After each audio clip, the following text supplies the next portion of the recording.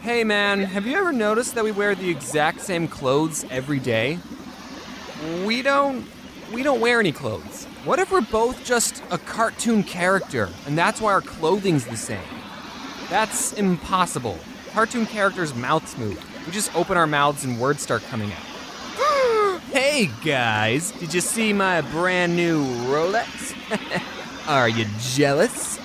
Doesn't your phone tell the time? Maybe he never noticed that his phone has a clock in it. No one buys a Rolex to tell the time. I can't even read this. People buy Rolexes to indirectly tell everyone how much money we can throw away on useless objects. Hey, look what my watch can do. Ring, ring. Hello? You'll never believe what Brian just bought. What'd he buy? A watch. Really? What a nerd. Oh, Brian. I'm the kind of person who doesn't really care about my outward appearance. A lot of times in high school, we talk about having a healthy self-image of ourselves, and teachers would say stuff like, "Don't listen to the people who call you ugly. You're beautiful." And all I could think was, there's people saying I'm ugly? For the most part, I haven't really tried to even learn anything about fashion. Most of the time when I get dressed in the morning, I wear just whatever's the cleanest. Like, I don't even know my pant size because I wear basketball shorts all the time. I think I'm a medium. My parents taught me the value of hard work by making me pay for all my clothes, and I am 100% on board with that parenting technique. I think even the super, super rich parents should still make their kids buy their own clothes. Because if you just buy your child anything they want, then they're gonna turn into a-holes who just expect everything without having to work hard. Those are the types of kids who grow up to flex all their money on people and who leave their basketball cards all over the cramped dorm. And also, buying your own clothes makes you think harder about what you're gonna spend your precious dollars on. You don't wanna waste your money, so you have to pick clothes you really like. Except my mom told me I couldn't buy anything with skulls on them. She said they were too edgy. And you know what? Fair enough, Mom. Looking back, I'm glad I skipped that emo edgy phase. But why didn't you let me express my true self, Mom? Thank you for not letting me do that. In the 7th grade, I went through an I need to look cool phase. And one time, I saved up quite a bit of money, so me and my mom went on a shopping spree at Kohl's. Hashtag not sponsored. I was going to impress everyone. I was going to look so cool with my brand new 2 pairs of jeans. I'll get this normal blue pair, and then the exact same pair, just in case I spill ketchup on the first pair. That's another reason why I'm pro have your kids pay for their own clothes. So that way they learn how expensive clothes shopping is. Seriously, 2 pairs of jeans was $70. Do you know how many Pokemon cards I could have bought? Probably enough to make my own pair of Poke Pants. And that's when I learned about the magical land of Goodwill. At Goodwill, you could buy mediocre, questionably stained-looking jeans for a fourth of the price of Kohl's. And since I had to buy all my clothes, and I was unemployed, I was at Goodwill every other Saturday for that half-off deal. You're at Goodwill, and everything's half off. That's like a double sale, people. Here's the thing. Typically, clothes stores have a certain style they specialize in. Tilly's, you know you're gonna get that hip LA-style clothes. At Old Navy, you know you're gonna get that white boy, Ohio look. And H&M, you know you're gonna get demonetized. But when you step inside your local Goodwill, you don't know what you're getting. You get every style of clothing all in one place. I got my favorite t-shirt from Goodwill. I even wore it to this panel at VidCon. You know, the panel where I didn't even talk into the microphone, so you couldn't hear half the word they said. Ah, but James, I don't want to wear clothes that have already been worn by other people. They're gross. Cuties. Puppies. Yeah, no, that's true. You don't know who else is wearing your clothing. But then again, you could be wearing something that was also worn by the Odd Ones Act. Yeah, that's right. I donate my clothes to Goodwill. Reduce, reuse, recycle, baby. Why would someone make a pair of pants out of Pokemon cards and give it away? I'm not saying don't buy expensive clothing. Buy whatever you want to buy and can't afford. If there's 2 shirts, one is $40 and one is $5, and you really, really like the $40 shirt and hate the $5 one, you should get the $40 shirt because you'll end up wearing it more often, so you get more use out of it. In economics, there's a term used to measure how much happiness a product will give you, and it's called utils. Sometimes buying more expensive things will give you more utils of happiness, so it's worth it to buy expensive clothing. But for me, I get way more utils buying a shirt for $5. You cannot put a price on all the oodles and oodles of utils I get for wearing a shirt I like for $5. You can wear your Supremes and your Abercrombos or whatever all you want. I just don't think it makes a lot of sense spending that much money on a white t-shirt with an ironed-on logo. There's no material in that shirt that makes it as expensive as it is. Oh, never mind. What you're really doing is paying for the name brand. So you might as well staple two $20 bills to your shirt and write in Sharpie, "Look everyone, I got $40. But again, if you like the design of a white shirt and a red rectangle, then you be happy wearing it. I'm not telling you what to wear, but I will tell you this. Don't judge someone based on their clothing. That's like the most shallow thing a person can do. Even if someone is wearing old hand-me-downs or a really expensive name brand t-shirt, don't treat people differently because of their clothing. There's a certain YouTuber going around, I'm not gonna say any names, but I will draw pictures, who's teaching kids that their value as a person is correlated to the amount of money they spend on clothing. Don't do that. Okay, real talk over now. School uniforms! People who support school uniforms say that uniforms are better because then the students don't have to think about what they're going to wear the next day because everyone has to wear the same outfit. But like, I already don't think about what I'm wearing. That's probably why I'm naked right now. Okay, that's not entirely true. I'm not just going to walk outside wearing a pink poncho. I have standards. I just buy all the cheap clothing I think looks nice. In high school, I mostly wore solid color V-neck t-shirts, and one time a kid on the very last day of school told me, "James, you always wear solid color V-neck t-shirts. You're like a cartoon character." That's what I'm going for. I've always wanted to be a cartoon. I don't think you realize how much I love cartoons. One time I bought those shoes with the really fat tongues. I thought they looked cool, but they certainly didn't feel cool. They didn't have any support for my soul. I couldn't go running in them, so what was even the point? And apparently you're not supposed to tie the laces of those shoes. I'm not sure. Someone just told me, "Hey man, you know you're not supposed to tie the laces of those shoes, right?" So I had to bury the laces inside my shoe, and I was constantly stepping on the sharp aglets. And all the cool kids saw my shoes and said, "Hey, James, those are some pretty fat tongues you got there. You want to come sit at our lunch table?" And I said, "No, being cool sucks!" So now I wear tennis shoes everywhere. Some of you watching are in 7th or 8th grade right now, and you might be going through your own I need to look cool phase. And I just want to say to you little youngins, you don't need to impress or prove yourself to anyone. Wear whatever makes you happy, and that you can afford. And you still have to follow the school's dress code, which is a whole other can of worms. I'm not encouraging anyone to break the rules, okay? All I'm saying is, at the end of the day, what really matters is that you're in 7th grade. Nothing you do will make you cool. I'm sorry, everyone regrets 7th grade, okay? Just start putting on deodorant, do the homework, you'll get through this. Aw man, what a neat video that I made. Sorry it's been a while since I've done an end card. I've been traveling and speedrunning. The moral of this video is that you shouldn't judge people based on their clothing, and you should make your kids pay for their own clothes.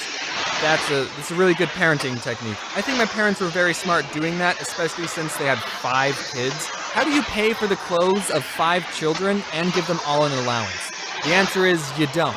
So I just wanted to reiterate the real moral of this video, and that is don't judge someone based on their clothing, and that goes for both sides. Like, don't think someone is automatically really cool for wearing super nice clothes, and don't think someone is really lame for wearing, like, old hand-me-downs. Thanks again to the wonderful people who colored the pictures in this video. Everyone check them out, link in the description. Now, I can't make a whole video talking about clothes without plugging my merch store. All this talk about t-shirts have made me realize that I should probably update my merch store, and as of recording this, I have not made any new designs yet, but if I make some before this video comes out, then wow, look at those. So be sure to check out the merch store, because I'm going to be adding designs at some point. And remember that no matter what you wear, you should always wear your seatbelt. If you thought my family owned a lot of hamsters, wait till I tell you about all the cats we have. Just a heads up though, some of these cats are dead. They all lived 9 happy lives, none of them had a painful death. Except for one, maybe, we don't know. We'll get into that. So cats. Some people think cats are jerks and not as loyal or loving as dogs. And they're right, but if you think about it, cats improve our lives every day. Think back to YouTube in 2006. What was popular? Cat videos. If it wasn't for cats, we wouldn't have YouTube as a platform, which I could make the argument is another jerk thing cats do. Now, I'm a cat lover, and anyone who says they dislike cats has obviously never snuggled up with a cat and had it purr on your chest as you pet it for so long that you both fall asleep and all your anxieties melt away and the only thing you care about is your fragile feline friend. or they're allergic. Honestly, I think I'm slightly allergic to cats as well. Because every time I snuggle up with one, my eyes get all watery, my nose gets all stuffy. Like, I can deal with that. Maybe this is what love feels like. People like to put everybody into two categories. Either you're a dog person or a cat person, but why do I have to pick just one?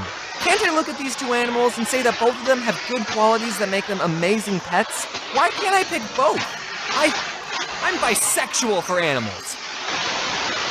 That being said, here's all the cats I had growing up. So our family had just moved to our new house and we're all getting ready to go to church when my older brother, who was outside for some reason instead of getting ready, heard noises coming from a bush. And when he went to investigate, he found a little baby tabby kitten. He told my parents about the cat and they said its mom was probably looking for it, but if the cat was still there when we got back from church, then we could let it inside. And after we got back, my brother checked the bush and the cat was still there. So we took her in, we fed her, and we decided to name her Shady after Eminem's The Real Slim Shady because she was an obnoxious cat and didn't like us at all. Yeah, but she's so cute though. And that's how our family got our one and only cat. One cat is enough. There were no more cats. Until one night when I was sitting at the kitchen table and through the window of the back door, I saw two yellow eyes staring at me. And as a kid, I still thought monsters were real. So I pointed it out to my family, hey, there's eyes outside. And everyone turned and was like, okay. So we opened the back door, and a piece of the night just walked into the house like it lived there or something. Does this mean we have bad luck?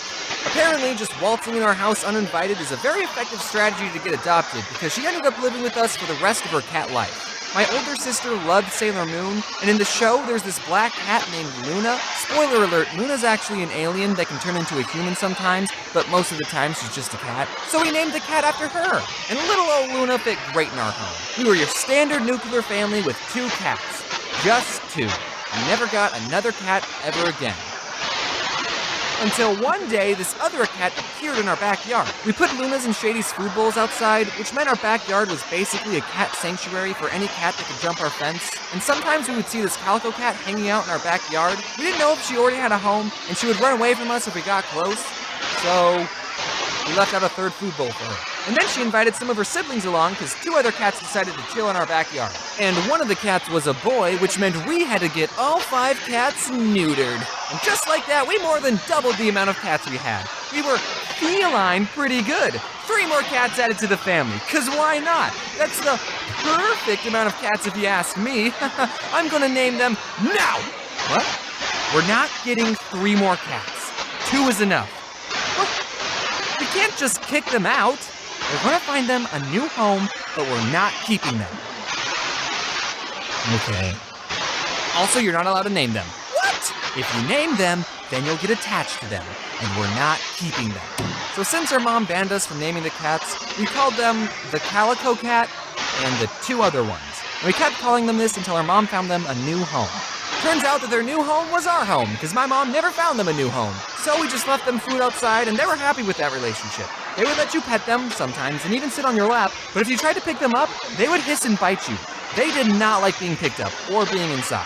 They were feral cats. One time it was raining, so we thought it would be a good idea to bring the Calico Cat inside, but she freaked out. She hissed and scratched us. She hated being inside more than she hated the rain. And by the way, cats can be very loud. Like as loud as dogs. They just never raise their voices. They're too proper for that. So since she didn't like being inside, we just put her back outside in the pouring rain. We ended up naming the boy cat Spot, the other cat we named Pepper, and the Calico, we didn't change her name. We named her Calico. That's like naming a dog Golden Retriever or Chihuahua. I don't know if that's sad, but you know what is sad? One day Spot just disappeared. He stopped showing up to the house, and we never saw him again. I hope he found a good home, but who knows, you know? Maybe he went off to start a second life, or a 5th or 6th life, get it? Because they have 9 lives. Yeah, but he's probably dead. And then, I was in high school when Shady died. She had a good home with us, but it was her time to go. So we were down to 3 cats, and we never got another cat ever again. But then one day, my parents were out on a walk, and my mom saw a scrawny black kitten on the side of the road, and she said, "Can we keep it?" But my dad said, "No, keep walking, keep walking." And then on their way back from the walk, for some reason my dad didn't take a different route, the cat was still there, meowing at them. So my parents brought her home and my twin sister named her Pepsi. My sister really loved Pepsi. I was more of a Coke person myself. But when my sister went off to college and I stayed home for community college, we let Pepsi outside one day and she didn't come back. We didn't know how to tell my sister that her cat was missing, so we didn't, but we were all really worried. We put up missing posters, and after almost 2 months of being missing, she just appeared in the backyard. I don't know what happened in that 2-month period. She looked fine. Maybe she got adopted by another family, and now some poor family is missing their cat Salem. Maybe she went out looking for my sister and got lost. Maybe she started acting in some Japanese TV shows. Who knows? But we found her. We didn't even tell my sister that her cat had been missing until after we found Pepsi, so she wasn't very happy about that. Then Luna passed away. It was sad, but cats don't live forever. Sorry. Sailor Moon wasn't even a good show anyway. Now, longtime Odd Ones Out fans might know this next story. My older brother found another kitten at the gym he worked at, brought her home, and named her Azula. But the name Azula didn't stick because we found out that Azula was a dude. I was the one, by the way, who saw Azula's firebenders and told everyone. Just wanted to get that part of the story straight. So Azula's name had to change, and while this was happening, we had a French foreign exchange student living with us, and she didn't know the word for kitten, so she called him the baby cat. And then we all started calling him the baby cat, and now that's his name, Baby Cat. That's how he got his name, Baby Cat. Since we're on the topic of pets, I have something that I probably should have mentioned a while ago. For the most part, I try to keep this channel goofy and lighthearted, which is probably why I waited so long to tell you this. But around Christmas of 2017, my dog Georgie passed away. You might remember her in some of my older videos. She was 13 years old, and just like the cats, it was her time to go. Yes, it was sad, but that's what happens to pets. They become your best friend, but they're not in your life forever. So if you have pets, remember to appreciate them now. I wouldn't have changed anything about Georgie's life. She was a good dog. Sorry, that part got a little personal. And my dog Poppy did not take Georgie's death very well, so my parents had to get an emotional support dog for their dog, and they got Jax, because he liked to jump, so he was their jumping Jax. Aw, what a good name. Hello everyone, it's been a while since I posted one of these things. Between Thanksgiving and YouTube Rewind, I've been pretty busy. And speaking of YouTube Rewind, what did you guys think of it? I mean, I liked it, and I'm not just saying that because I had a speaking role in the video. And no, I'm not salty that this year's Rewind is getting a lot of extra hate, even though I was featured more prominently in it. I'm fine with that. I get it. If I sound different, that's because I'm using a different microphone, and I'm tired. I wanted to do something new with this video, in that I wanted to release a shirt to go along with the video. I'm always trying to keep my merch store fresh with new stuff, so if you like the video, and you like cats, buy the shirt. Man, I can't believe I did a whole video on cats and didn't even say the word. Huge shout out to everyone who worked on this video. If it wasn't for them, I wouldn't be able to make these videos as quick as I do. They're not quick. So that's gonna do it for this video. As always... Wait, what's this? It's Alex Clark challenged me to a chess boxing match? Oh, well, you're on, dude! Where's he from? Parents want their children to be well-rounded. But the problem that every parent faces is that 7-year-olds would rather watch any video on YouTube than learn how to play the violin. So, how do these concerned parents get their children to be more active? Answer, they force them. Now, forcing your kids into activities isn't a bad thing. In fact, overall, it's extremely helpful. Forcing kids into doing something they don't want to do is the only way we can get them to go to school. Okay, saying that out loud kinda sounded wrong. Doing extra activities, especially at a young age, not only teaches you important skills, but it also teaches you what your interests are. How are you gonna know if you don't like ballet unless you try it? I've tried it, and now I can say with confidence, ballet is not for me. I'm sure I'm not the only one who's had to deal with parents signing you up for sports, instruments, and more sports. I think when you're really young, you don't realize that you have a choice. Your parents just start taking you to soccer practice every Wednesday, and you think, oh, okay, I guess I'm doing this now. But all the activities I was forced into, while I never got invested in any of them, I'm still glad I did them, you know? I forgot how old I was when my mom signed me up for soccer, but I was little enough for the goals to look like this. I can't tell you how many games we won or how many goals I scored, It was probably close to 0. Because I ultimately didn't care about soccer. The only thing I cared about was getting a treat after every game, because I earned it. I know some kids who really enjoyed playing soccer. I forget which video I mentioned this, but back in the day there was this kid I knew named Micah. He used to live in the house directly behind mine, and we were on the same Little League soccer team. He was really good at soccer, probably better than I'll ever be, and he still plays to this day. Well, okay, it's been 4 years since I last talked to him, but he was still playing soccer to this 4 years ago. Now, did Micah's parents initially force him into playing soccer?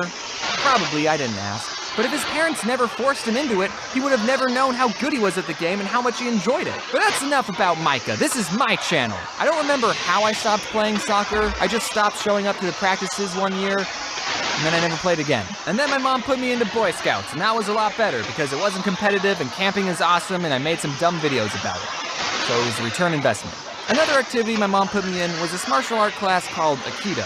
I'm honestly surprised I've gotten 107 videos without mentioning Aikido once. Probably because it was boring and nothing interesting happened. My mom put me and my twin sister into Aikido, and we both agreed that it was boring and we didn't like it, so we decided not to remind my mom whenever she had to take us to class, and surprisingly, she forgot most of the time. Okay, look, whenever the sensei was talking, we had to sit on our knees, and that gets uncomfortable after 2 seconds. What is Aikido, I hear you asking?